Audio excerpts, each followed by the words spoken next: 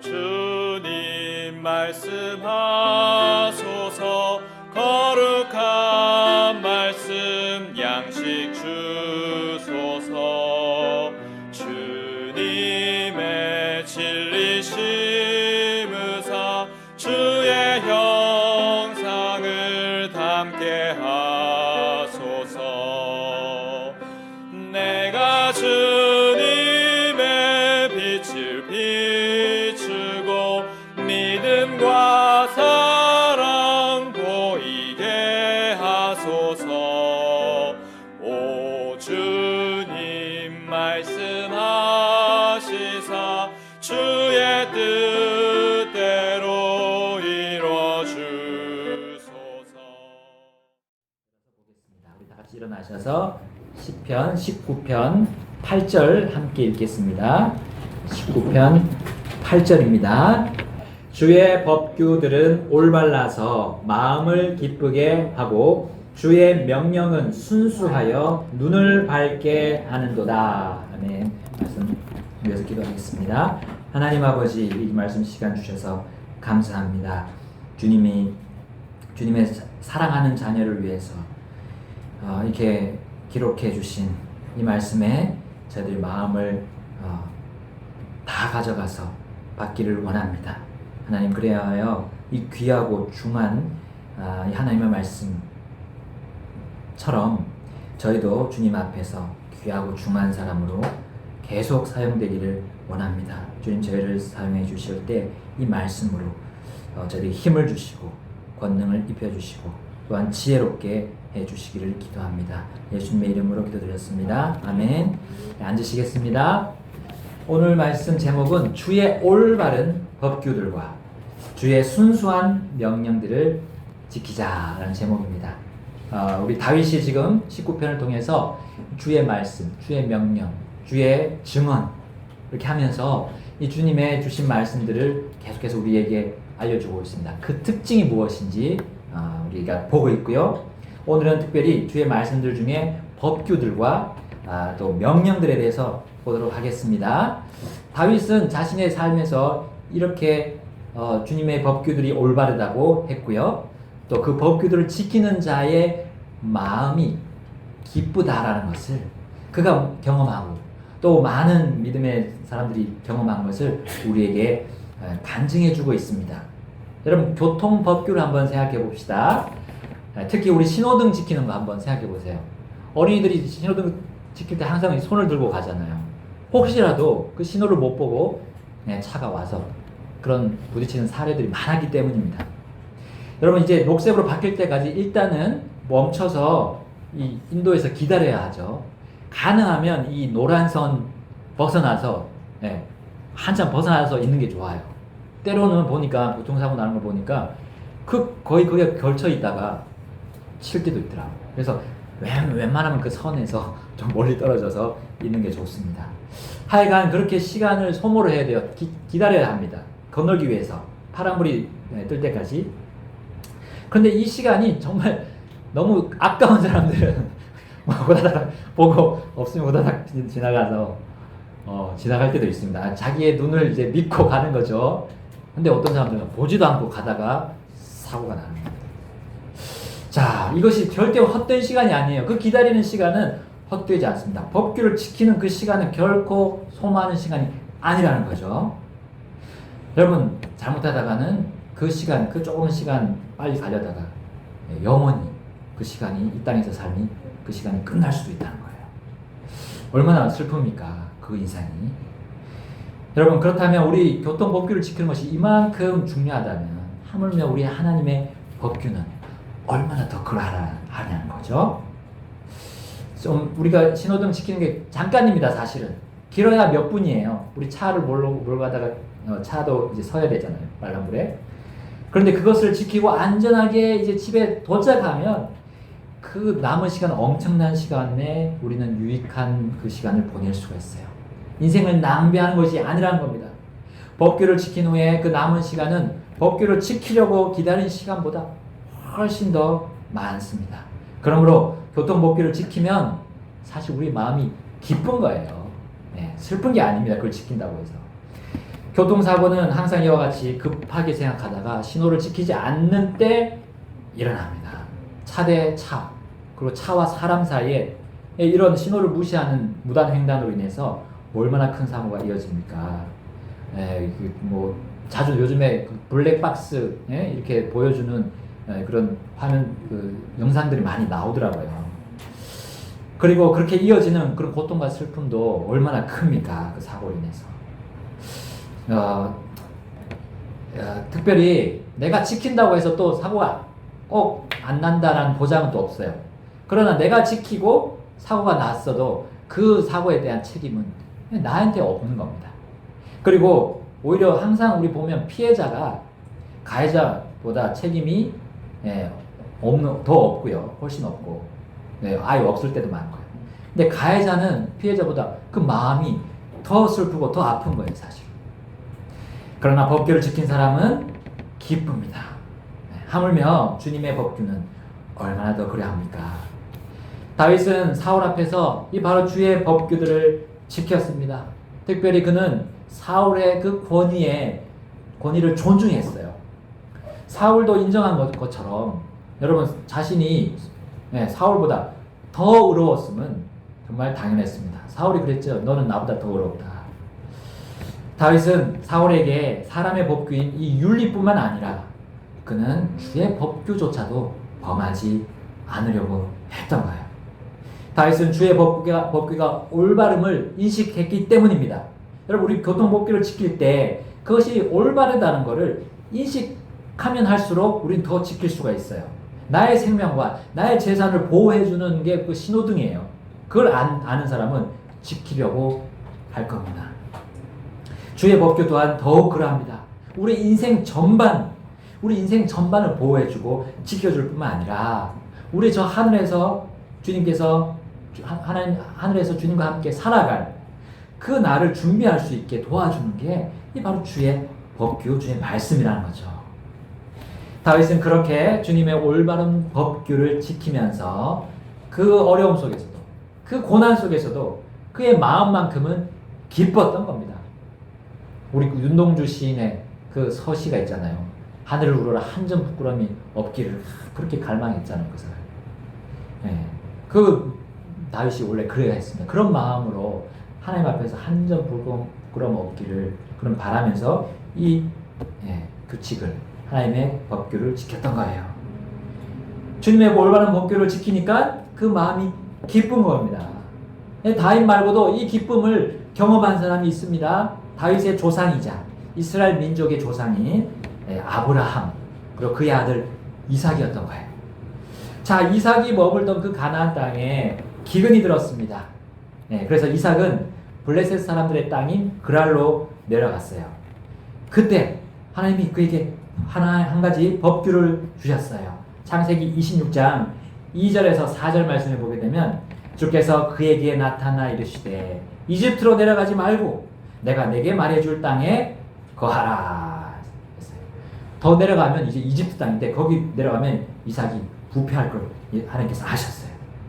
그래서 또 계속 말씀하죠. 26장 3절 이 땅에 머무르라 내가 너와 함께하고 내게 복을 주리라 내가 이 모든 지역을 너와 내 씨에게 주고 내가 내 아버지 아브라함에게 맹세한 그 맹세를 이행하며 또 내 씨를 하늘의 별들같이 번성하게 하고 이 모든 지역을 내 씨에게 주리니 내 씨 안에서 땅의 모든 민족들이 복을 받으리라. 아멘. 그 혼자만이 복을 받는 게 아니라 땅의 모든 민족이에요. 땅의 모든 민족이 복을 받는다라는 이 하나님의 법규를 주셨어요. 그래서 하나님은 이삭에게 줄 이 복에 대한 법규를 말씀하셨던 거예요. 이 복은 사실 그의 아버지 아브라함에게 맹세하신 하나님의 맹세였어요. 그 복을 받으려면 이제 하나님께서 정해주신 땅에 거해야 했습니다. 이집트로 결코 내려가지 말아야 했어요. 기근이 있지만 잠시 있는 기근이라는 거죠. 곧 끝날 것이라는 말씀이 있었던 겁니다. 이삭이 이 법규를 쉽게 지킬 수 있는 힘을 주시려고 하나님은 또 한 가지 말씀을 덧붙이셨습니다. 26장 5절에 보겠습니다. 우리 찾으신 분 함께 읽겠습니다. 창세기 26장 5절입니다. 시작. 이는 아브라함이 내 음성에 순종하고 내가 명한 것과 내 명령과 내 법규와 내 법들을 지켰기 때문이니라 하시니라. 그렇죠? 바로 아버지인 그 아브라함이 하나님의 법규에 이렇게 반응했는 것을 이삭이 잘 알고 있었을 거예요. 같이 살았기 때문에, 긴 세월 동안 살아왔기 때문에 아버지가 정말 하나님의 법규를 지키며 살았지 하면서 그가 기억했을 것입니다. 아브라함은 믿음으로 주의 올바른 법규들을 지켰습니다. 이 세상 세태에 따라서, 그리고 자신의 마음의 그 하루에 12번도 변하는 그 마음의 변화에 따라서 이리저리 방황하지 않았던 거예요. 이 법규를 지키는 그들, 그 땅에 거하는 그 법규를 지킨 이 아브라함과 또 그의 아내 사라, 또 그의 아들 이삭이 그 모두에게 기쁨이 임했던 겁니다. 그 기쁨은 누구도 감히 맛보지 못한 기쁨이었어요. 특히 아브라함과 사라는 100세와 90세에 아들을 얻는, 자녀를 얻는 그런 기쁨을 누렸던 겁니다. 그것도 첫 번째 아들이었습니다. 이스마엘은 다른 아들이죠. 첫 번째, 그 둘 사이에 낳은 첫 번째 아들. 이 노인이 아들을 낳는다고 생각해 보세요. 노아 홍수 이후에 누가 이 나이에 아들을 얻었답니까? 특히 이삭은요, 영원한 상속자로 보여주셨던 거예요. 바로 영원한 상속자, 우리의 영원한 기쁨이신 예수 그리스도를 이 이삭이 상징적으로 보여줍니다. 그것이 바로 아브라함에게 그 이삭을 바치라 라고 했던 거기, 그 모리아산 아닙니까? 그거 바로 예수 그리스도가 거기서 십자가에 못 박혀서 죽으실 걸 미리 보여주셨던 거예요. 그들은 이삭을 통해 바로 구주 메시아 이 그리스도를 미리 보면서 그들의 마음이 얼마나 기뻤을까? 여러분 생각해 보세요. 우리가 구원받을 때 그 기쁨이 얼마나 큽니까? 그 평안 가운데 있는 그 기쁨. 네, 그것을 그들은 느꼈습니다. 여러분, 이삭의 이름의 뜻이 사실 웃음입니다. 웃음. 우리 웃음은 기쁠 때 웃죠. 물론 말이 안 될 때도 웃음이 나오긴 합니다. 여러분, 이 아브라함의 아들 이삭으로 하나님께서 그렇게 그 이름을 이삭으로 지은 그 이유가 있어요. 네, 바로 이제 아들을 주겠다는 약속을 그 89세, 사라가 89세일 때, 그리고 아브라함이 99세일 때 주셨어요, 그 약속. 근데 사라는 믿기지가 않았습니다. 그래서 헛웃음을 저기 장막 그 텐트 뒤에서 지었어요. 근데 예수님이, 이 사람의 몸을 입고 오신 하나님, 그 예수님이 그것을 아셨죠. 그리고 너가 왜 웃느냐라고 했죠. 그리고 다시 한번 재차 확고하게 그 약속을 성취할 것을 얘기해 주셨습니다. 내년 이맘때 너희들에게 아들을 줄 거다라고 말씀하셨죠. 그리고 1년 뒤에 이 두 사람은 세상이 줄 수 없는 그 기쁨 속에서 그 아들을 안고 이삭이라고 짓게 되었습니다. 그 웃음은 이제 그들의 마음의 기쁨을 주는 그 웃음이었고, 그 아들이 그러한 이름의 뜻으로 이삭이라고 지었던 겁니다. 여러분, 우리도 그들처럼 주의 법규를 인내하면서 지킬 때 우리도 마음의 기쁨이 오게 될 것입니다. 어떤 어려움이 와도, 어떤 고난이 와도 우리는 그 주님의 법규를 지키는, 그 올바른 것을 지키는 것에 대해서 반드시 보상을 받습니다. 이 땅에서 그 기쁨을 잃지 않게 될 겁니다. 여러분, 이 기쁨이 얼마나 기쁜지 우리는 아까 구원의 기쁨과 비교했습니다. 근데 이 구원의 기쁨은 이제 구원의 기쁨만큼 큰 기쁨이 계속 우리 주님께로부터 오는데, 바로 하나님께서 주신 이 말씀을 우리가 계속 지켜갈 때, 올바른 이 말씀대로 우리가 올바르게 살아갈 때 그 기쁨, 그 큰 기쁨이 계속해서 우리에게 전달이 되며 우리 주님과의 관계가 더 깊어질수록 그 기쁨이 저는 계속 커진다고 믿어요. 우리의 삶에서 이 기쁨이 계속 있기를 바랍니다. 완전하고 확실하며 올바른 주의 법규들을 지킴으로만 이 기쁨이 오는 거예요. 이 기쁨은 세상에서 얻는 어떤 소유물 또 재물을 얻을 때 예, 그 기쁨, 또 우리가 출세하고 명예를 가진 그 기쁨보다 더 크다는 것을 우리 시편 4편 7절에서 말씀해 줍니다. 시편 4편 7절에 이렇게 나옵니다. 주께서 내 마음속에 두신 기쁨은 그들의 곡식과 포도즙이 불어날 때의 기쁨보다 더 크니다. 아멘. 네, 주께서 내 마음에 두신 기쁨이 바로 이 기쁨 아닙니까? 우리가 올바른 법규들을 지킬 때 얻는 기쁨입니다. 그러므로 주님께서 주신 법규들이 바르지 않고 정당하지 않다고 속삭이는 이 세상의 소리들에 우린 귀를 기울이면 안 됩니다. 이 성경은 구닥다리야. 네, 이 현 시대에 맞지 않아. 라고 말하는 그런 거짓말들이 얼마나 지금 우리에게 많이 주어지고 있습니까? 그럼 어떤 이들은 이렇게 말해요. 보아스와 결혼하여 메시아의 길을 그 혈통을 잇게 된 룻이 근친상간을 했다고 얘기해요.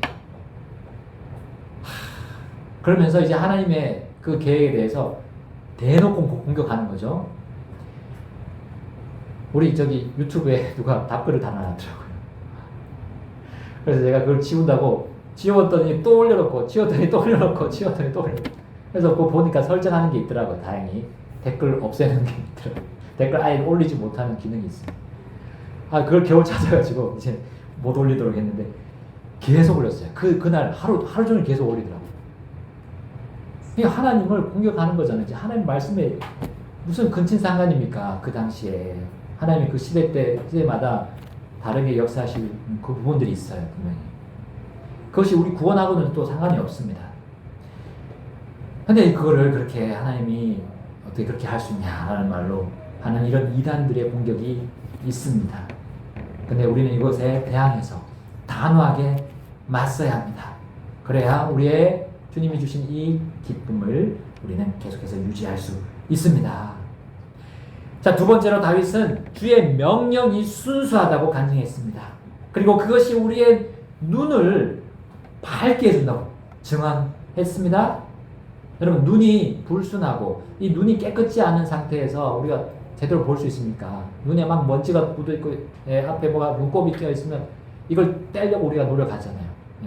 당연한 겁니다. 우리가 제대로 보려면 우리의 눈이 밝아야 되는데 우리의 눈은 사실 마음의 창이라고 하죠. 마음이 순수하고 우리 마음이 깨끗하지 않으면 우리는 우리의 삶이 바르게 나아갈 수 없다는 겁니다. 우리의 발을 헛디디게 될 거예요. 우리 앞이 잘 안 보여서 구덩이에 빠질 수도 있습니다. 그러므로 이렇게 불완전하고 순수하지 못한 우리의 그 육신의 소욕을 이길 수 있도록 하나님은 자신의 영으로 명령을 주셨던 겁니다. 그래서 우리 솔로몬은 자기 아들에게 이렇게 훈계하면서 가르쳤죠. 잠언 7장 2절에 내 명령들을 지켜서 살며 내 법을 내 눈동자처럼 지키라. 명령을 지키되 어떻게 하라고요? 명령에 따라 살되 어떻게 살라고요? 눈동자처럼. 우리 눈동자에 뭐가 들어오려면 탁 눈이 감기잖아요. 정말 빠른 엄청난 속도로 우리가 주님의 명령을 지킬 때, 이 순수한 명령을 지킬 때 빨리 해야 된다는 거죠. 빨리. 조급한 게 아니라 이 명령에 대해서는 조급하지 않아도 돼. 조급해도 돼요. 빨리 해야 돼요. 그래야 우리가 나 자신을 보호할 수 있습니다. 우리 이스라엘 백성 가운데 하나님의 일을 하는 이 레위 제사장들이 있습니다. 그 제사장들의 옷을 보면, 제사장의 옷을 보면 맨 옷 밑단에 술이라는 게 있어요. 마시는 술 아닌 술, 우리 추죠. 추의 기능을 하죠. 이렇게 옷이 너플너플하지 않고 이렇게 다리 위로 올라가지 않도록 쫙 깔리도록 해주는 겁니다. 근데 이것을 만든 목적이요, 그 의복에 나풀되지 않고 이렇게 잡아주는 목적도 있지만 사실은 더 중요한 게 있다는 거예요. 민수기 15장 39절의 말씀 보겠습니다. 우리 민수기 한번 가서 보겠습니다. 그것이 너희에게 술이 될지니 이것은 너희가 그것을 보고 주의 모든 명령을 기억하여 행하게 하며 또 너희 마음과 눈을 따라 구하지 아니하게 하려 함이라. 너희가 그것을 따라 음행하곤 하였느니라. 아멘. 자, 자, 이 술은 그들의 의복을 단정하게 하는 것만 아니라 나아가서 그들의 마음과 눈이 흐리멍덩하지 않고 주의 명령들에 집중할 수 있게 해주는 그런 영적인 역할까지도 담당했던 거예요. 그 술이. 그래서 그 술을 보면 아, 하나님의 명령이 있지 라고 생각했던 거예요. 이 제사장들이. 그리고 그 제사장들의 옷을 보는 백성들이 그래 했습니다. 자, 그러나 이 이스라엘 백성들은 이 술을 보는 걸 잊어버렸어요. 얼마 안 가서 그들의 눈이 흐리멍덩하게 되었습니다. 그들의 눈을 밝혀주는 이 하나님의 순수한 명령에 그게 불복종하고 말았습니다. 그것은 단순한 명령이었는데도 그들은 단순하게 순종하지 않았어요. 그래서 민수기 27장 14절로 가보겠습니다. 27장 14절 신사막에서 회중이 분쟁할 때에 너희가 내 명령을 거역하고 그 물에서 그들의 눈앞에서 나를 거룩히 구별하지 아니하였느니라. 그것은 신광야의 가데스에 있는 무리바의 물이니라 하시니라. 아멘. 여러분, 무리바의 물이 무엇입니까? 이 백성들뿐만 아니라 지면의 모든 사람보다 온유했던 이 지도자 모세마저도 그들과 분쟁에 빠진 그 장소였어요. 어떤 일이 있었습니까? 그 물을 목말 백성들이 막 불평하면서 물을 달라고 했을 때 이 온유했던 지면에 있는 모든 사람보다 온유했던 이 모세가 어떻게 했습니까? 자기 그 막대기를 들고 그 반석을 하나님이 그냥 명령하라고 얘기한 그 반석 쳤어요. 2번을 내리쳤던 거예요. 분쟁했던 겁니다. 이것은 어떤 일이었습니까? 이 분쟁은 그냥 설전을 한 게 아니라 하나님의 거룩하신 하나님의 그 거룩함대로 그들이 구별하지 않은 죄였어요. 그러니까 그 백성들이나 이 모세, 이 지도자 모세나 똑같이 하나님의 명령에, 그 순수한 명령에 따르지 않았던 거예요. 이렇게 마음에 따라서, 자신의 눈에 따라서 행했던 이 모세는, 그리고 백성들은 곧장 눈이 어두워졌던 겁니다. 근데 모세가 쳤던 그 반석이 뭐였어요? 고린도전서에 나오잖아요. 그 반석은 다름 아닌 예수 그리스도였다고 했습니다. 그 영적 반석이신 예수 그리스도라고 했어요. 그러므로 모세를 비롯한 이 이스라엘 회중은 순수한 명령에 거역하고 그 남은 광야길을 기쁨보다는 슬픔 속에 보내야 했습니다. 특히 모세는 약속의 땅에 들어가지 못하게 되었죠. 그 백성들과 함께 광야에서 삶을 마감하였습니다. 이제 하나님께서는 광야에서 멸망한 세대를 잇는 그 다음 세대들에게 그들이 기억하라고 잊지 않도록 다시금 또 법규를 주셨어요. 신명기로 가보겠습니다. 이번에 민수기 다음에 신명기 12장 28절 내가 내게 명령하는 이 모든 말을 지키고 들으라. 이로써 내가 주 내 하나님의 눈앞에서 선하고 올바른 것을 행할 때에 너와 내 뒤를 이을 내 자손들이 영원토록 잘 되리라. 아멘. 명령을 지키면 영원토록 잘 되리라. 이 올바른 것을 지키고 이 순수한 걸 지키면 당연히 그렇게 된다고 말씀하셨어요. 13장 18절도 보겠습니다. 13장 18절 읽겠습니다. 시작. 곧 내가 주 내 하나님의 음성에 귀를 기울이고 이 날 내가 내게 명령하는 그분의 모든 명령을 지키고 주 내 하나님 눈에 올바른 것을 행할 때에 그와 같이 하시리라. 아멘. 주님의 명령은 주님의 그 올바르고 순수한 눈과 연결되어 있어요. 우리의 눈과 우리의 마음 더럽혀지기 쉽습니다. 그러나 주님은 그렇지 않습니다. 주의 명령에 순종하고 복종하는 자들은 잘 되지 않을 수 없어요. 그렇다고 이 세상에서 고난이나 고통이 하나도 없다는 거 아니죠? 하나도 없다고 그러면 그건 이제 기복신앙이 되는 거예요. 그건 우리가 성경적이지 않습니다. 그러나 그 고난과 고통 속에서도 평안과 기쁨을 평생 동안 잃지 않는다는 거예요. 결코 잃지 않는다는 거. 여러분, 모세는 그 평안과 기쁨을 잃는 것이 얼마나 큰 재앙인지 기억하도록 그는 신명기 31장에서 그 다음 세대에게 마치 예언하듯이 경고하면서 주님의 말씀, 주님의 명령에 집중하도록 도와주었습니다. 신명기 31장 29절 읽겠습니다. 신명기 31장 29절입니다. 내가 알거니와 내가 죽은 뒤에 너희가 철저히 부패하여 내가 너희에게 명령한 길에서 돌이켜 떠나고 주의 눈앞에서 악을 행하여 너희 손의 일로 그분의 분노를 일으킴으로 마지막 날들의 재앙이 너희를 닥치리라 하니라.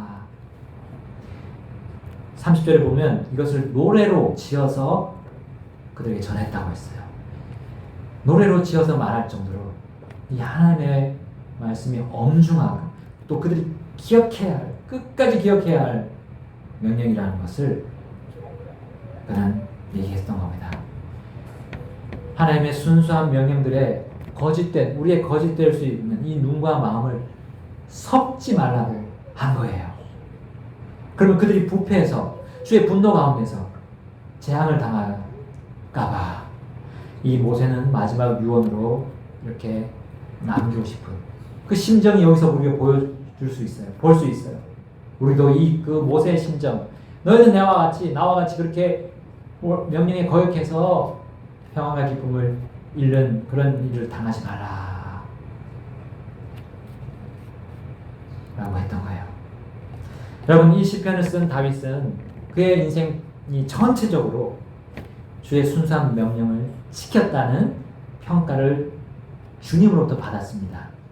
열왕기상 14장 8절에 보면 다윗은 주의 눈에 올바른 것을 행한 그 왕의 기준으로 제시되어 있어요. 어떤 왕 혹은 어떤 이 하나님의 자녀가 주님 앞에서 잘하고 있는가 못하고 있는가의 척도로 이 다윗을 제시했던 거예요.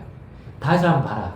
너가 다윗처럼 주의 명령을 지키고 그 순수한 명령에 지키고 잘못을 하더라도 빨리 돌이키고 그 모든 그의 다윗의 모습을 봐라. 그리고 그대로 하면 너는 주님 앞에 잘하고 있는 거다라는 평가의 기준으로 보여주셨어요. 그럼에도 불구하고 다윗은 또한 한편으로 잠시 주의 명령을 업신여기고 자신의 눈과 자신의 마음이 부패한데 그냥 내어준 때가 있었습니다. 사무엘하 12장 9절에 보면 어찌하여 내가 주의 명령을 업신여기고 그의 눈앞에서 악을 행하였느냐. 내가 칼로 해쪽 속 우리아를 죽이고 그의 아내를 빼앗아 내 아내로 삼으며 암몬 자손의 칼로 그를 죽였느니라. 우리 이 사건을 잘 알고 있죠? 그리함으로 인해서 그때로부터 이 다윗은 죽기까지 그의 눈앞 가까이에서 칼이 떠나지 않는 걸 경험했어요. 민족 상잔의 아픔과 혈육 상잔의 아픔을 겪으면서 그런 순간까지, 죽는 순간까지 고된 일을 겪어야 했습니다. 다윗은 회개하고 용서를 받았지만 그 죄에 대한 결과는 당연히 따라오는 수순이었어요. 그러나 다윗은 그러한 가운데서도 평안과 기쁨을 잃지 않았습니다. 왜냐하면 그는 주의 순수한 명령에 따라서 가며 그의 눈이 어두워지지 않았어요. 그의 눈이 밝게 되었어요. 자신의 마음의 눈이 어두워지지 않도록 깨어서 그가 기도하며 하나님을 찬양하는 그 내용이 바로 이 시편 전체의 중심, 핵심이고 주제라고 할 수 있습니다. 거기에 얼마나 많이 나옵니까? 자신이 기도하면서 찬양하면서 자신의 부족함, 연약함을 고백하면서 하나님을 높이는 그 모든 부분이에요. 시편 거의 전체가. 여러분, 다윗은 이런 주의 순수한 명령을 찬양하면서 그분의 명령이 결코 자신과 사람들을 옥죄는 것이 아님을 증명했습니다. 증언했습니다. 이 명령이라 하면 우리를 막 누르고 억압하고 그런 것이 아니라는 걸 그는 분명히 증언했던 거예요. 그런 거라면 그는 그렇게 하나님의 명령에 대해서 막 찬양하고 너 이거 지켜야 된다고 얘기 안 했을 거예요. 아유, 너무 힘든데. 자, 이와 같이 바울도 디모데에게 다음과 같이 하나님의 명령의 목적에 대해서 말해주고 있습니다. 우리 디모데전서 한번 가보겠습니다. 우리 신약 디모데전서 1장 5절입니다. 이제 명령의 목적은 순수한 마음과 선한 양심과 거짓 없는 믿음에서 나오는 사랑이거늘. 왜 하나님께서 명령하시는가? 우리에게 명령하시는가? 자녀들에게 명령하시는가? 이해하라는 의미입니다. 어떻게 이해하라고요? 바로 그 명령의 목적을 알라는 말이었어요. 그 명령은 왜냐하면 그 명령이 왜 주어졌냐면 결국은 사랑이다. 사랑하기 때문에. 너희 그렇게 가다가 너희 망하기 때문에 돌이켜주는 게 사랑 아닙니까? 네. 그 안에 보니까 그 사랑 안에 보니까 순수한 마음이 들어있어요. 선한 양심이 있습니다. 거짓 없는 믿음이 있어요. 이 세 가지가 바로 우리의 마음이 올바른지를 체크해 줄 수 있는 이 부분이에요. 내가 정말 하나님의 명령을 받아들이고 있는지를 보여주는 거죠. 결론은 사랑이다 라는 겁니다. 자, 하나님 아버지께서 이 명령하심은 자신의 자녀를 사랑하기 때문이라는 이 사실, 이 진리를 받아들이라고 이 바울이 권면했던 겁니다. 그러면 그분의 순수하심에 따라서 우리의 눈과 우리의 마음이 선한 양심에 따라 지배받고 거짓이 없어지고 믿음 가운데서 주님을 더욱 사랑할 수 있다는 것을 가르쳐줬어요. 왜냐하면 이 논쟁과 분쟁과 헛된 말다툼에 빠졌던 이스라엘 회중에 대해서 하나님은 잘 아시고 이 바로 그렇게 할 수 있는 될 수 있는 이 교회 모임에도 그렇게 하나님이 가르쳐 주셨던 거예요. 디모데전서 1장 6절이 바로 그것을 말하고 있습니다. 디모데전서 1장 6절 다 같이 읽겠습니다. 시작. 어떤 사람들이 이것에서 벗어나 헛된 말다툼에 빠져 율법의 선생이 되려 하나 그들은 자기들이 말하는 것이나 주장하는 것을 깨닫지 못하는도다. 여기 나오죠. 헛된 말다툼. 이 율법을 하나님의 말씀을 가지고 말다툼하는 사람들이 있어요. 네가 옳으냐, 내가 옳으냐, 너는 왜 안 지키냐, 나는 지키는데 너는 왜 안 지키냐 하는 이런 어리석은 논쟁, 이것에 대해서 말씀하고 계세요. 근데 하나님의 명령, 그 율법은 그렇게 하라고 주어진 게 아니라고 했지 않습니까? 바로 자신 개인 하나님과 1대1 관계를 집중하라고 주는 것이 이 바로 명령이에요. 하나님의 명령. 그 명령 속에서 하나님의 사랑을 체험하라고 주신 겁니다. 하나님의 사랑의 명령을 지키면서 순수한 마음, 선한 양심, 거짓 없는 믿음을 자신만 가지고 있지 말고 다른 사람에게도 주라라는 거예요. 보여주라는 거죠. 자, 그렇게 사용하지 않으면 이 주님의 명령은 주님의 의도대로 다른 사람을 사랑하는 데 사용할 수가 없어요. 자신의 욕심에 따라서 다른 사람을 미워하는 그 욕망을 가지고 이 주님의 명령을 덮어버리고 업신여기는 꼴이 되는 거예요. 정리하겠습니다. 이제 주의 순수한 명령을 이와 같이 이해하면서 이 사랑의 목적으로 주신 걸로 이해하면서 지키는 자는 그의 눈이 이제 밝아지는 거예요. 어떤 어려움이 와도 어떤 다른 사람이 나를 해하려고 해도 눈이 밝아집니다. 그에게 주님을 전해주고자 하는 마음이 생기는 거예요. 이 사랑의 주님을 줘야겠다. 그가 사랑이 부족하고 그가 사랑이 없구나라는 걸 인식하면서 주려고 합니다. 그는 결코 어둠에 거하지 않습니다. 자신이 하나님께 구하는 것을 그 구하는 것이 무엇인지 분명히 아는 거예요. 어떻게 구해야 주님께로부터 다시 그 응답을 받을 수 있는지를 알고 확신합니다. 그의 마음이 거짓 없고 순수한 명령에 의해서 지배받고 있기 때문이에요. 그래서 사도 요한은 이렇게 우리에게 말해줍니다. 요한일서 3장 22절에 무엇이든지 우리가 구하는 것을 그분에게서 받나니 이는 우리가 그분의 명령들을 지키고 그분의 눈앞에서 기쁨이 되는 그 일들을 행하기 때문이라. 아멘. 우리가 주님의 명령을 지키고 구하는 것을 분명히 알고 구할 때 당연히 100% 기도 응답을 받게 되는 거죠.